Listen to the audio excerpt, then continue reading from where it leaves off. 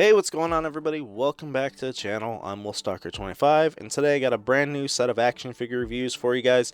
These are the Hasbro Marvel Legends Guardians of the Galaxy Volume 3 or Cosmo Build-A-Figure Wave Nebula and Mantis. So we're continuing on with the Guardians reviews. Like I've said previously, with the Drax and Star-Lord review, these are going to be bundled in twos that I'm doing them for. So like I said, Nebula and Mantis today that we're doing. $24.99 a piece. Kind of stings and sucks for getting these guys, especially with the lack of accessories. With these two, we are doing them, obviously, like I said, in a group today with these two. I will be talking specifically Articulation about Nebula, because she has kind of a little bit different with the arm. And then we'll only talk about head articulation with Mantis, since the bodies are the same. But yeah, really kind of sucks. Lack of accessories, especially with Mantis. Each of them does come with a Cosmo Build-A-Figure piece, but Mantis doesn't have any accessories. Nebula has a few, which is alright. So yeah, let's take a look. We'll start with Mantis actually here, and we'll take a look at her sculpt-wise, everything like that. So with her and Nebula, they're basically the exact same sculpt-wise. They both do have the logo on the chest there. Unfortunately, because of the female body mold that they did, they kind of like shrunk the logo, and then all the paint on Nebula just kind of sunk into the little holes there, so you really can't see that there's kind of like an indent for the shape. A little messy. Wish it was a little bit cleaner, but I guess it is what it is. These guys are pretty great on the actual sculpt. So one little thing is they do have like extra straps, I believe, on the arms here, which were probably supposed to be painted black on the both of them, because they have like the black strap here, but they don't have them on these two, so missing some paint there. Obviously it looks like there probably should have been some sort of paint within this symbol on the side. Don't really know. Don't know if there are any other straps on the legs or anything. With the legs, could have used paint or any like belt buckles or anything. The boots, unfortunately, too.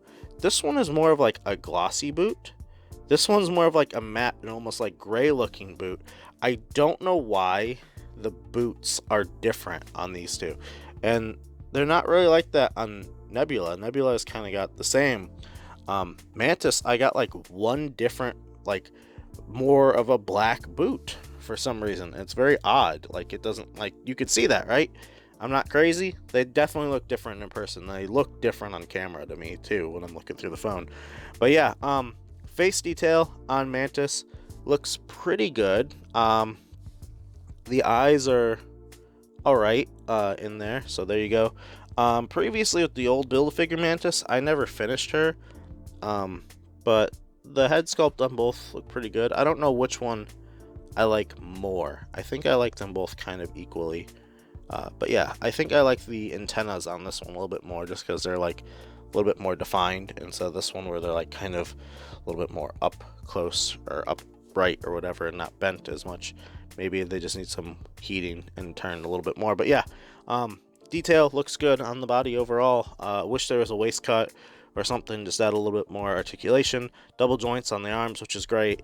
Sculpt work good. No really paint on the back at all. So yeah, let's get into Nebula. And as well, hand-wise, she comes with one hand here that's open, one hand here that's more of like the two-finger, like, to the head pose or whatever, kind of like Xavier probably does, where she takes one hand to her head. I wish Mantis came with a set of fists. I wish she maybe had one of these hands each side or something. I don't know. I feel like Mantis is just severely missing on accessories. Maybe an extra head sculpt for a different mood or something, since both the Mantis heads are like basically the same, which is kind of a bummer. Nebula, though, on the other hand, the arm looks great. I love the arm. I don't have a previous Nebula. I did not get Nebula from the Guardians Volume 2 figures, so I don't have her at all. I just have the What If one. You do get the blaster. I don't know if we've had this before. Probably have, not really sure. She does get a alternate sword arm that she gets to put on. No joint on this one, though, but it does plug into the hand there. Kind of wish the paint was a little bit cleaner. Wish the silver was a little bit shinier with this. Maybe there was some added yellow or something that make it like the blade look like more hot or something. And then she gets this added little blaster, which she's previously had before. I think the Volume 2 might have had this blaster, and definitely the one that was like the Quantum Suit one from the Endgame 2-pack had that blaster. So sculpt wise, again, same as Mantis, pretty much the exact same everywhere, except the head is different, and she's got the nice looking face there. This is my Nebula from, it's the What If Nebula, but it has the quantum suit head on there since I didn't have a previous Nebula. So I don't know if maybe with these two you could like maybe get rip the arm out of this one, stick it into this one, rip this arm out, and then get a better, you know, Nebula. If you're trying to makeshift the volume 2 look, you might be able to do that. So maybe an extra What If one in one of these one day, and maybe I'll make another Nebula for the previous look. But yeah, articulation wise, really nice. So arms both get a lot of movement, a little bit hindered here because of the shoulder pad here. She could look up that far, down that much, not really any side to side. Obviously the head could do a full 360. Arms both go up that far. She does have a upper bicep on both of them, so very nice. Double jointed pinless arms on the both of them as well. So this is kind of showing what this arm could do. That arm gets really closed, which looks like almost a little too closed. Unfortunately, she only has the one open hand here, which is the blue finger. So like, it's not like you could take this hand and put it on Mantis to try and like simulate, you know, both different hands for Mantis. I don't know why they already had this sculpted here. They couldn't just change the skin tone and give Mantis an extra hand. And then this one's a trigger finger hand. They're both horizontal hinges. They both have rotation as well. Ab crunch back, ab crunch forward, well, diaphragm, I guess, side to side. With the both of them could do that. Nebula and Mantis, their legs could come forward that much. Back, really not at all. It kind of starts going off to the side. On the splits, not bad. I think, who was it? Was it Drax that did the splits really well? One of them did the splits really well, I thought. Upper thigh cut, unfortunately, like I said, paint looks like it's missing. Double jointed, pinless knees as well. So this figure is all pinless, which is nice. You have the boot cut as well. Ankles go back that far, forward that much. It does have the wonderful ankle pivot. Unfortunately, with both Mantis and Nebula, they do have these dumb like high heel shoes. I don't know why they gave them the high heels. It seems just so kind of silly, because it makes them stand weird. Like they can't stand perfectly straight up. They have to be in like an offshoot stance, especially on my little desk mat here. But yeah, and then Mantis, articulation wise on the head, she could kind of look down that far, and she could kind of like really not look up at all. No real side to side, just because the hair gets so much in the way. But yeah, that's it for articulation. That's it for sculpt on these guys. Accessories, like I said, I wish Mantis just came with this hand on this body. Just give her this extra hand over here so she has two open hands on both sides instead of just a specific like double finger pose always. Wish she came with a set of fists. Wish Nebula came with a set of fists for both. You know, a blue skin tone fist and a metal bionic fist would have been nice. Wish she came with a trigger finger hand on this side. Now, this Nebula does have a fist, but it's not in the silver metal. Maybe you could just get one of these and paint the fist silver. And then you have the trigger finger here, but she doesn't have the extra like gloves, so maybe you paint the glove on, or just don't give her a glove for that hand or something like that. No weapon holder on Nebula, which seems a little weird when she has the pistol. I wish Nebula had like a gun holder on the side, a holster. Nebula does stand just about 6 1/4 inches tall. Mantis stands 6 1/2 inches tall to the top of the antennas, 6 1/4 to the top of the head. So there's your height wise on them too. Size comparison time for them. There we have the Jazzware Halo Master Chief, the Anime Heroes War Greymon, Mythic Legion Black Knight, and then we'll have, make it them all in frame. Then we'll get rid of Black Knight really fast, and then we have Figma Samus as well. Samus is the same height as all of them. So she scales up with the females, which is nice, but any male character, she just looks super tiny next to. Jazzware. Then we got this Fortnite, the Visitor, Again, hard time standing because he's back heavy. 1000 Toys, Halo Master Chief. Always great to have him out here. He looks so great. Awesome figure. If you haven't got one and you're a Halo fan, what are you doing? Try and find one, even a knockoff one maybe. McFarlane, Warhammer, Space Marine.